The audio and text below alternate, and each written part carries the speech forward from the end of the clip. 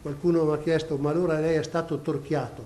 Sì, sono stato torchiato, ma non ho niente da nascondere. Tutto quello che sapevo gliel'ho detto, tutto quello che avevo l'ho dato.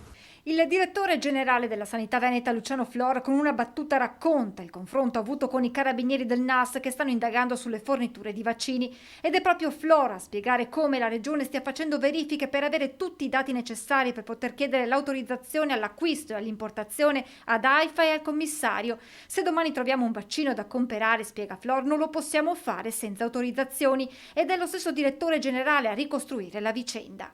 Strutture, società che ci hanno offerto il vaccino, ci ha detto chiaro e tondo che si tratta di vaccino Pfizer.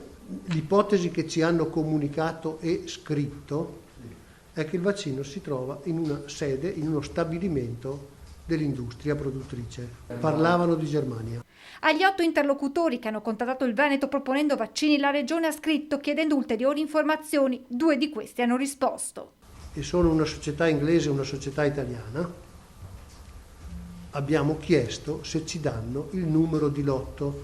Una società non ha risposto ancora, una società ci ha detto che in questo momento non è in grado di garantire la fornitura. Ma Flor va oltre spiegando il perché sia importante ottenere il numero del lotto come garanzia dell'interlocutore che sia davanti. Il numero di lotto non lo fornisce nessun intermediario, lo fornisce il produttore del vaccino.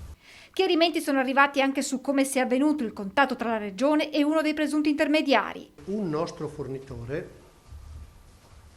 un fornitore che in primavera ci ha fornito mascherine FP3, ci ha fatto sapere di essere in grado di fornirci vaccini.